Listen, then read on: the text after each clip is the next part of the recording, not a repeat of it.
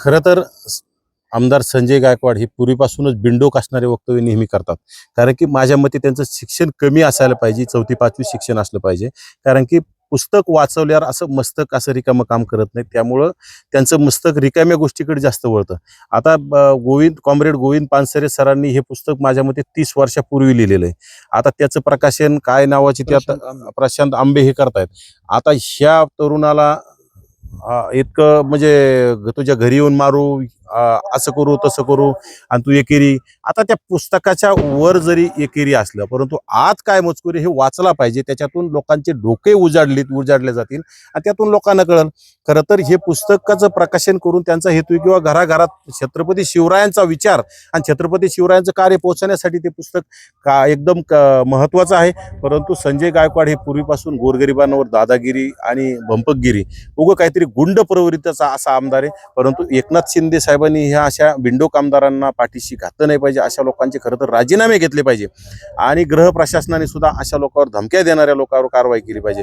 पाठीमागं सुद्धा आकाशवाणीमध्ये काय आकाशवाणीच्या त्या भोजनालयात कॅन्टीनमध्ये कुठेतरी असंच काहीतरी चुकीचं हे करून तिथं गरीब एका वेटरला का त्या मालकाला भरपूर मारहाण करण्याचं काम त्यांनी केलं. मग त्यातून असं धकत चालल्याच्या नंतर पुन्हा आता ज्या दादागिरी करायची, कुणाविषयी बोलत राहायचं, त्याच प्रकारे आता ह्या प्रकाशकावर त्यांनी असे दादागिरी करून तुझ्या घरी येऊन आणतो, शिवीगाळ म्हणजे अश्लील शिवीगाळ देण्याचं काम त्यांनी केलेलं आहे. त्यामुळं गृह विभागाने ह्या बिनडोक माझ्या मते डोकं नसणाऱ्या आमदारावर कारवाई झाली पाहिजे. त्यांच्यावर गुन्हा दाखल झाला पाहिजे आणि त्या प्रकाशकाला खरं तर संरक्षण देण्याचं काम केलं पाहिजे. कारण की हा गुंड प्रवृत्तीचा आणि ह्या गुंड आमदाराला जर अशा प्रकाशकाला धमक्या देण्याऐवजी आमच्यासारख्याला धमक्या देणं, आम्हाला चॅलेंज करणं, आम्ही तुझ्या घरी येतो, तुझ्या दारात येतो, तू आमच्या घरी येण्याऐवजी आम्ही तुझ्या दारात येतो, तुझ्यात किती धमक आहे आम्ही बघू.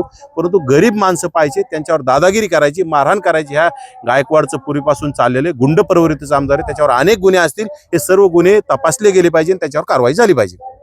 नक्कीच काहीतरी आता मस्साजोगची ग्रामपंचायत लागलेली आहे, त्याच्यामध्ये सहानुभूती मिळवण्यासाठी सुद्धा हे स्टंट केलेला असू शकतो. आणि दादा खिंडकर हा मूळचा गुंड आहे, धनंजय देशमुखांचा साडू. त्यांनी त्याच्या गावामध्ये जेलमध्ये याच्यासाठी गेला होता, गावातल्या गोरगरिबांना मारहाण केलेल्या व्हिडिओ व्हायरल झाले होते आणि त्याच्या विरोधात कोणी कंप्लेंट सुद्धा त्यावेळी करीत नव्हतं. पण ते व्हिडिओ व्हायरल झाल्यामुळं पोलीस प्रशासनाने कंप्लेंट दाखल केली. त्याच्यातून तो जामिनावर बाहेर आहे आणि जामिनावर बाहेर आले की त्यांनी पुन्हा ते काहीतरी अशी कुटाणी करायला सुरुवात केली. आता अगोदर 2 दिवसापूर्वी सांगितलं की बाबा जरांगीला कुठं मारण्याची ऑडिओ क्लिप व्हायरल झाली आणि या जरांगीचा सुद्धा हात असू शकतो. कारण की जरांगीचं सुद्धा वातावरण संपलेलं आहे आणि वातावरण संपल्यानंतर पुन्हा प्रसिद्धी मिळायची, लोकांना भावनिक करायचं, लोक गोळा करण्यासाठी हे चाललेला खटापे. आणि या सगळ्या जरांगीच्या पिलावळी, धनंजय देशमुख असेल, दादा खिंडकर असेल आणि बीडमध्ये अनेक पिलावळी आहेत ना, हे असे स्टंट करून पाठीमागं सुद्धा अमोल खुने नी कुठंतरी धनंजय मुंडे यांच्याकडून सुपारी घेऊन जरांगीला मारण्याची सुपारी घेतली, अशी भावनिक आवाहन करून लोकांना कुठेतरी वेड्यात काढण्याचा प्रयत्न केला. परंतु मी सांगतोय की त्या बिंडोक 5वी नापास जरांगीला कोणी मारायला रिकामं नाही, त्याला मारायला काही गरज नाही. त्याच्या कर्माने ते मरणारच आहे. प्रत्येक माणूस आपापल्या कर्माने एक दिवस मरत असतो आणि ते ऑलरेडी दारू पिऊन त्याच्या किडन्या खराब झाल्या, ते एक दिवस लवकरच जाणार आहे.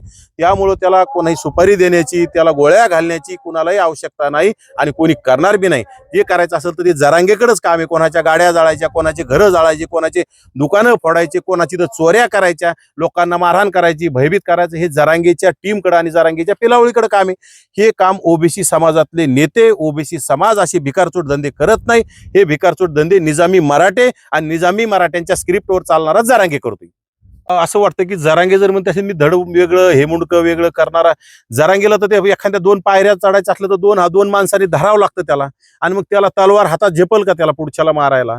काहीतरी बोलायचं, काहीतरी समाजामध्ये द्वेष निर्माण करायचा. माझ्या मते जरांगीने त्या गोष्टीवर प्रतिक्रिया देण्याची गरज नव्हती. कारण की ह्या फेक ऑडिओ होत्या आणि फेक ऑडिओवर कोणाच्या फेक ऑडिओ यांनीच तयार करून घ्यायच्या आणि पुन्हा भावनिक वातावरण करायचं. जरांगीला कोणीही मारणार नाही, मारू शकत नाही. जरांगे स्वतः एक गुंड झालेला आहे. जरांगीच्या आसपास सगळे वाळू माफिया, गुटखा माफिया, मटका माफिया, दारू माफिया, जमिनी हडप करणारे, महिलांवर अत्याचार करणारे असे लोकांची टोळी आहे आणि ह्या लोकांपासूनच लोकांच्या जीविताला धोका आहे. जरांगेच्या जीवाला ओबीसी कडून कुठलाही धोका नाही आणि त्यांनी धोकाचा विचार सुद्धा कधी करू नये.